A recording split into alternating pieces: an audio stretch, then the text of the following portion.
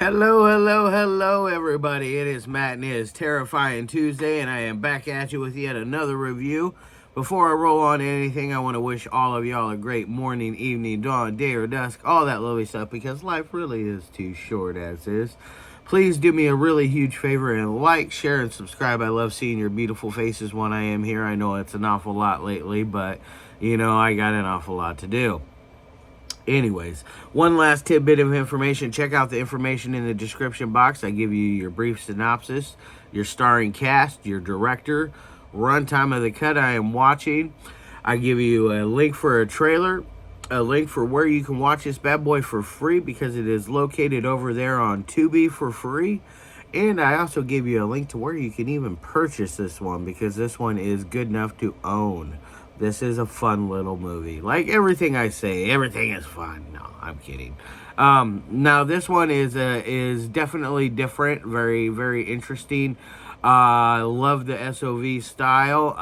It is one of my favorite go-tos, especially when I'm feeling in a kind of a funky mood and I want something fun and different and not usual. I usually roll with that. And this one came out last year, and this is the 2022 banger known as Night of the Zodiac. Yes, what a fun little movie this is. Oh my gosh, I had so much fun with this one. I watched it this morning, and I've been thinking about it constantly, and I really, really am just happy that I took the plunge and checked this one out, and it is a interesting little gore flick. It's got some gore, it's got some laughs, it's got some just overall fun stuff. What is it about exactly? Well, it's about this young guy. He's a filmmaker who is basically down on his luck. He makes wedding and anniversary videos and videos of that nature for people because he is struggling artist, having trouble making ends meet, doesn't have a job, one of those kind of ordeals. Has a landlord who's a drunken asshole who is constantly harassing him, telling him to fuck off and stuff like that. It's the landlord is absolutely hilarious. I love the landlord. He is one of my favorite characters. But by chance, our character is infatuated with the Zodiac killer, and so he basically decides that after having a crazy, just wild dream that he is going to not only reenact the first killings, but he is going to go on to do his own, and he is contacted by Zodiac himself. Why does Zodiac live in Detroit? You find out that the Zodiac moved because obviously a lot of heat was garnered onto him because he is the Zodiac killer, and he fled. I saw somebody wrote that in a review on IMDb, and it just kind of like made me scratch my head. Like, who gives a shit if he moved to Detroit or Santa Fe or Rancho Cucamonga? Who cares? He fled where he was at because he had so much heat onto himself. He didn't want to get caught. That's just common sense. It doesn't matter where you move. Anyways, I thought that was just kind of stupid, and I wanted to point that out. But anyways, he is contacted by Zodiac himself. He starts getting all these strange encrypted messages from him, and he gets money. And basically, his first victim that he decides to kill after he recreates the very first murders of the Zodiac killer when he is in the hood and the get up with the Zodiac symbol in the middle, you know, that we all know and have recognized over the years. And so he is basically he's told to meet meet him at this place, and he meets a homeless man with jaundice, and the homeless man keeps telling him, "Oh, I got jaundice. I need money." Da da da da da. He gets what it is from the guy without paying him, and then eventually, you know, the homeless man gets another package to deliver, and it's just a magical scene. We have magical scene after magical scene with our landlord and our filmmaker, and it is just great. Gantz is a interesting character. I really like him. I rooted for him for the entire film.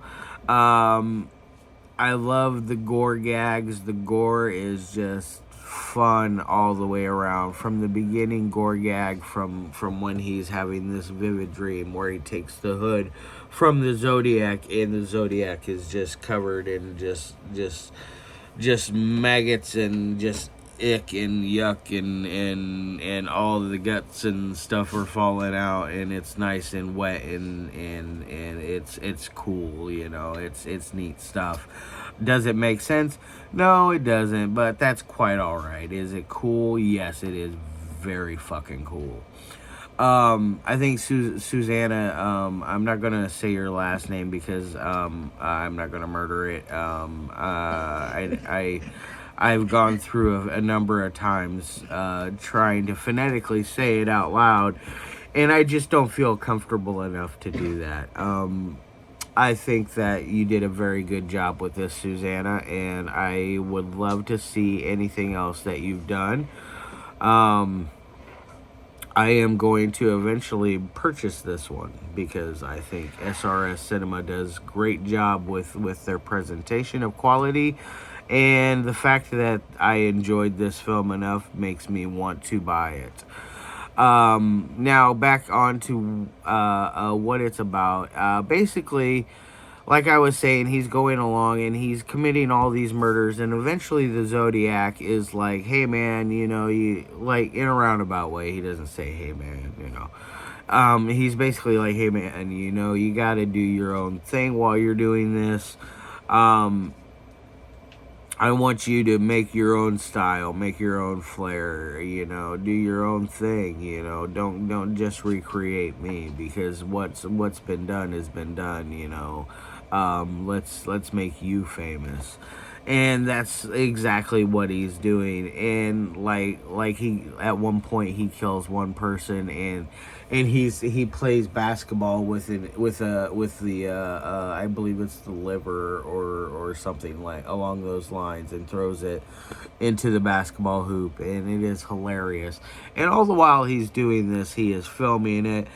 And he is also going through and he is referencing other great, amazing, classic shot on video films, such as, I know they poked fun at it, Tales of the Quad Dead Zone, Abomination was in there, what else was in there? I saw, oh shoot, there was just Creep was in there, Lost Faith was in there.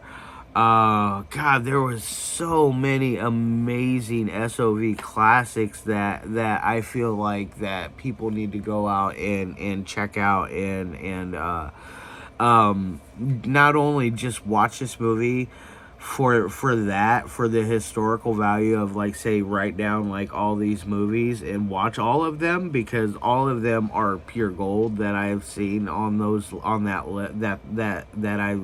that I've seen in this movie. I'm pretty sure I've seen just about every single one of them.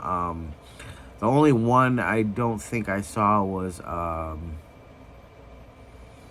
I don't think I saw any of that I hadn't seen. So, it was very cool. So there is all of that where he is referencing all of these old classic SOV horror films where he needs to get cool artwork, a great soundtrack, cool kills. He needs to get good sound quality for the kills. Where he goes through and he's throws in this great laser disc of, I believe it was Son of Dracula, if I remember correctly, that he threw in. Great stuff. Either way, you go through the trials and the tribulations of Gantz's character, and it is very fun, and you can't go wrong really with this movie, especially if you're a fan of shot on video, if you're a fan of gore films, low budget independent horror. This is your jam. This will be what you need to go to. I feel like you will enjoy this. And this one is dirt cheap from SRS. DVD is only $10. Blu-ray is $20. It's dirt cheap. You know, you can't go wrong. I think I'm going to just get DVD. I don't think it's really Blu-ray worthy, but I don't know. I'm a Blu-ray fiend, so I might spring for the blue. I don't know. We'll see. Anyways, now as far as its technical abilities, on the three things that I like to follow, the dialogue is very fun. It has lots of really neat, interesting dialogue. Things that I would say are believable to a degree, that people would say. Not the landlord, of course, because the landlord is just so over the top and just batshit crazy, and just the things that he says and does, and the way he harasses Gantz's character is just absolutely hilarious. They have great chemistry together. I could have watched more scenes with them together and really enjoyed that. It's one of the crowning jewels, I feel, other than the gore and the story. The story is really good in this. It kept me captivated throughout the entire film. I think it runs at an hour and 24 minutes or 22 minutes or something along those lines. It's under that hour and a half marker, so it's not a long movie at all. It is my key demographic when it comes to runtime. So it definitely has that going for itself. So it has great dialogue. Audio works good for it. I think it gets a B on that. A plus on the dialogue, by the way. B on the oh, hey buddy, sorry, my dog is coming over here during the video. Go lay down, bud. I'm busy right now. But anyways, go lay down. But anyways, onto the editing. Editing works crisp and clean and smooth. I think they did a very good job with this. It doesn't lose its pace or its momentum. It keeps a nice, good, smooth, level, steady pace of going steadily up. It's kind of like Bob Barker with Price is Right, with that stupid little mountain climber guy going on up there yodeling, he gets all the way to the top and doesn't fall. He gets all the way to the top and he stays up there, and it's great, and he just keeps rising and rising to the top, like cream of the crop, it rises to the top, it really floats and it's very smooth. So I'm going to give it an A as well on that end. So it's got an A and a B and an A. So it does very well on the technical aspects of everything. Now, as far as my 1 through 5 rating goes, it's going to get a 4 out of 5. I think that's a solid rating. It could have done better, could have done worse. It's not quite 5 material. It could have definitely pushed the boundary a little further. I want to see I would love to see what the bonus is if you win the if because at the end of this there's a little cipher, and if you decipher the cipher, you get a hold of Susana, you get a gift. I'm guessing it might be a sequel, because in the movie, if you watch the movie, when he sends in his video to the video store, he tells the video store clerk, if you decipher this, you get the sequel. I'm guessing that's what it could be. If that's the case, I would love to see the sequel without deciphering it. That would be awesome. But either way, I really love this movie. I give it 2 bloody thumbs up. It is awesome. 4 out of 5. Check it out. It's over there on Tubi. You can buy it from SRS Cinema, which I highly recommend. Just buy a copy. It's worth owning. It's that good, you know. It's that much fun. All right, guys, I'm gonna roll the hell out of here. And tomorrow is Millennial Killer with our good friend Martin W. Payne. I can't wait.